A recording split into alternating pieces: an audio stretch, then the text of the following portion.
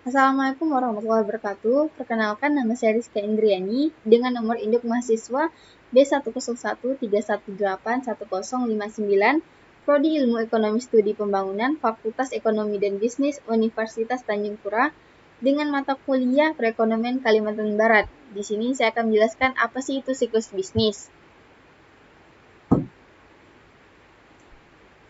Siklus bisnis disebut juga sebagai siklus ekonomi atau siklus perdagangan. Secara sederhana, siklus bisnis dapat dimaknai sebagai rangkaian kondisi ekonomi yang terjadi secara berulang, konstan, dan teratur dalam periode tertentu. Meski berulang, namun panjang siklus bisnis tak bisa diprediksi atau ditentukan secara pasti. Variabel yang digunakan sebagai tolak ukur dari siklus bisnis adalah tingkat pertumbuhan produk domestik bruto (PDB) real. Siklus bisnis sendiri merupakan sebuah rangkaian pergerakan ekonomi yang memiliki pola secara berulang dan konstan. Jadi, sebuah aktivitas ekonomi dalam sebuah bisnis dapat digambarkan melalui sebuah siklus bisnis. Dari sana akan diketahui posisi bisnis Anda saat ini. Dan yang kedua itu adalah apa saja sih teori siklus bisnis? Di sini ada 3 macam teori siklus bisnis. Yang pertama itu adalah teori siklus bisnis real. Teori siklus bisnis real atau dikenal pula sebagai teori siklus bisnis equilibrium pada dasarnya berfokus pada penawaran ekonomi. Dalam memahami fenomena ini, fluktuasi ekonomi, teori ini menganggap bahwa fluktuasi ekonomi sebagai bentuk perubahan dalam tingkat output yang bergerak secara alami. Asumsi dasar yang dibangun bahwa harga dan upah tenaga kerja bersifat fleksibel, baik dalam jangka panjang maupun dalam jangka pendek. Dan yang kedua adalah teori siklus bisnis Keynesian. Apa sih itu siklus bisnis dari Keynesian? Menurut Minsky, bahwa teori New Classic tidak dapat menjelaskan bagaimana perekonomian dapat menyesuaikan keadaan 14 secara otomatis saat terjadi dinamika kondisi perekonomian. Secara umum, teori siklus bisnis Keynesian memiliki pandangan yang sangat kontras dengan teori siklus bisnis real. Jika teori siklus bisnis real berfokus pada sisi penawaran, berkebalikan dengan teori siklus bisnis Keynesian yang berfokus pada sisi permintaan. Yang ketiga itu adalah teori siklus bisnis moneter. Apa sih itu? Teori ini menjelaskan bahwa peran serta sektor moneter ke atas perubahan adalah fluktuasi siklus bisnis sangat penting. Artinya bahwa teori ini memiliki kesamaan dengan teori siklus bisnis Keynesian yang menyatakan bahwa langkah otoritas moneter melalui penambahan jumlah uang beredar dalam mendorong perubahan ekonomi akan berpengaruh secara signifikan. Yang ketiga itu adalah apa sih itu terminologi dalam siklus bisnis? Siklus bisnis adalah fluktuasi atau naik turunnya output dan kesempatan kerja secara periodik. Perekonomi akan mengalami fluktuasi diindikasikan oleh naik turunnya PDB dan kesempatan kerja merupakan indikator perkembangan ekonomi suatu negara. Dalam jangka pendek, short run, fluktuasi ini disebabkan antara lain oleh perubahan permintaan agregat dan dalam jangka panjang, fluktuasi disebabkan oleh perubahan oleh modal, kualitas tenaga kerja, dan teknologi produksi. Fluktuasi naik turunnya kegiatan ekonomi atau siklus bisnis dapat dikelompokkan. Di sini adalah komponen karakteristik utama siklus bisnis. Yang pertama itu adalah amplitudo fluktuasi, yang kedua frekuensi movement, dan yang ketiga dan pola lead and lag. Di sini ada gambar dari siklus bisnis.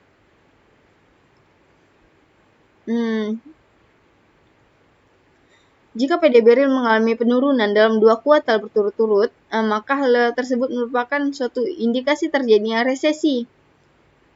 Recession di sini, linear resesi. Titik terendah dari resesi adalah lembah atau slump jika titik terendah terlampaui perekonomian suatu negara mengalami pemulihan dan akhirnya mencapai titik tertinggi atau boom dan peak.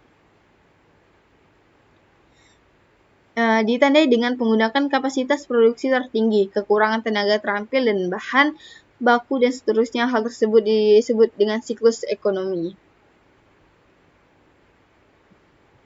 Di sini ada gambar fluktuasi ekonomi Indonesia. Pada tahun 1990 sampai dengan 1996, fluktuasi perekonomian Indonesia adalah stabil, tetapi pada tahun 1997 terjadi penurunan yang signifikan, penurunan PDB dari 7,8% menjadi 4,7%. Hal disebabkan krisis perbankan yang melanda Indonesia ditandai dengan kredit macet, tingkat bunga naik, dan investasi turun. Perekonomian Indonesia mengalami resesi pada tahun 1998. Krisis ekonomi melanda Indonesia ditandai dengan depresinya rupiah secara tajam, inflasi yang tinggi, dan suku bunga naik secara tajam, sehingga perekonomian Indonesia berada di titik terendah, slump atau depresi. Di sini kita lihat pada tahun 1998 itu anjloknya terlalu jauh dari 1996.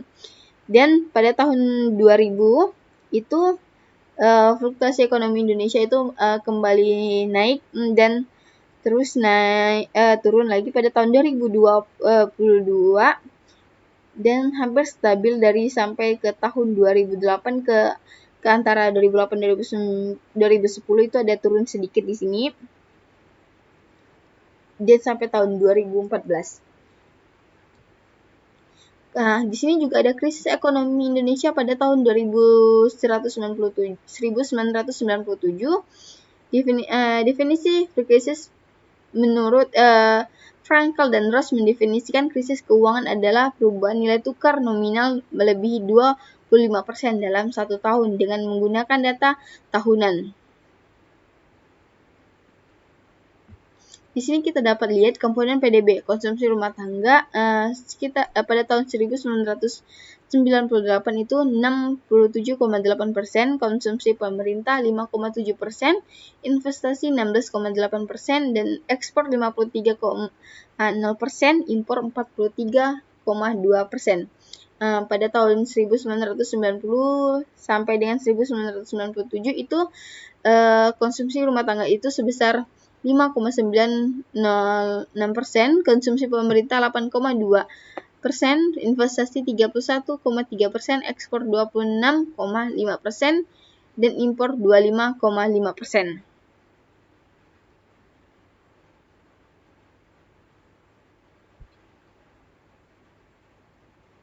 Pertumbuhan ekonomi Indonesia anjlok tajam hingga negatif 13,7%, biaya regulasi perbankan 50% dari PDB Indonesia. Perilaku komponen PDB seperti konsumsi rumah tangga, konsumsi pemerintah, investasi, ekspor, dan impor pada krisis ekonomi tahun 1998, peranan konsumsi rumah tangga meningkat selama krisis dari 59,6% rata-rata tahun 1990 sampai dengan 1997 menjadi 6,7,8% pada tahun 1998. Investasi turun drastis 31,3% menjadi 16,8% disebabkan oleh tingginya tingkat bunga deposito 17,0% menjadi 28,3% yang berimplikasikan tingginya tingkat bunga pinjaman. Di sini adalah variabel ekonomi makro pada tahun 1998. Di sini ada pertumbuhan PDB, tingkat pengangguran dan tingkat inflasi, tingkat bunga deposito, dan kurs USD, US dollar, dan rupiah. Pada tahun 1998, pertumbuhan ekonomi di Indonesia anjlok dari rata-rata 7,6% pada tahun 1990 sampai dengan 1997 menjadi 13,1%. Pada tahun 1998, tingkat pengangguran meningkat menjadi 5,5% dibandingkan rata-rata tahun sebelumnya 4,0%. Tingkat inflasi meningkat tajam dari 7,3% dibandingkan rata-rata tahun sebelumnya 7,3%. Hal ini disebabkan import inflation karena depresi nilai rupiah tersebut dari dolar dari Rp2196 rata-rata sebelumnya menjadi 10.014 per US dollar dan mata uang lainnya. Sini juga ada krisis ekonomi global. Diawali dengan krisis ekonomi Amerika Serikat, akhirnya menjadi krisis global. berawal dari investasi yang dilakukan oleh institusi-institusi keuangan Amerika dalam subprime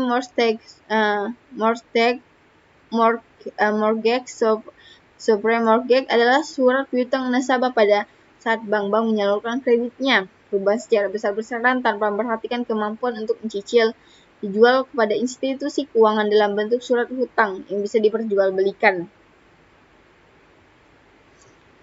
Di sini ada dampak krisis ekonomi global dapat kita lihat dari variabel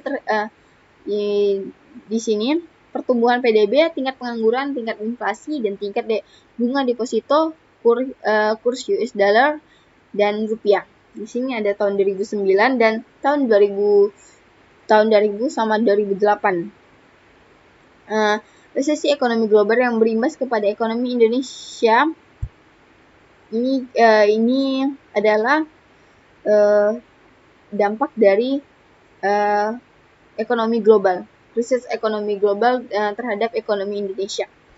Itu pada tahun 2009 diindikasikan dengan turunnya konsumsi dari 64,3% terhadap PDB rata-rata tahun 2000 sampai 2008 menjadi 58,8% terhadap PDB pada tahun 2009.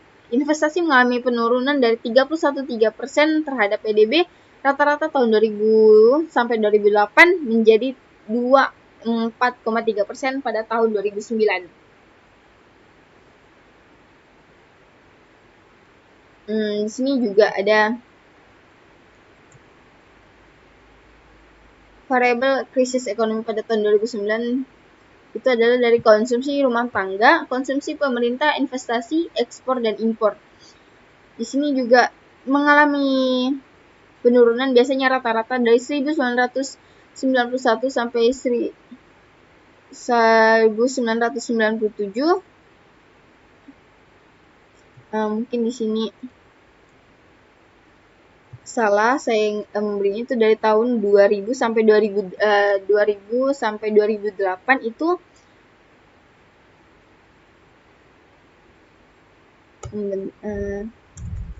kita ubah terlebih dahulu dari tahun 2000 sampai dengan tahun 2008 itu konsumsi rumah tangga biasanya rata-rata 64,3% menjadi 58,6%. Konsumsi pemerintah menaik dari 9,6% yang biasanya rata-ratanya 7,8%. Dan di sini investasi turun dari 24,33% yang biasanya rata-rata dari tahun 2000 sampai 2008 itu 31,3%. Di sini juga ada ekspor dari rata-rata biasanya kita ekspor itu 33,3% pada tahun 2000 sampai 2008 itu sekarang pas dari tahun 2009 menurun jadi 24,1%. Begitu juga dengan impor pada tahun 2000 sampai 2008 biasanya 27,5% turun menjadi 21,3%. Dan terima kasih, saya ucapkan maaf kalau ada salah kata. Terima kasih. Wassalamualaikum warahmatullahi wabarakatuh.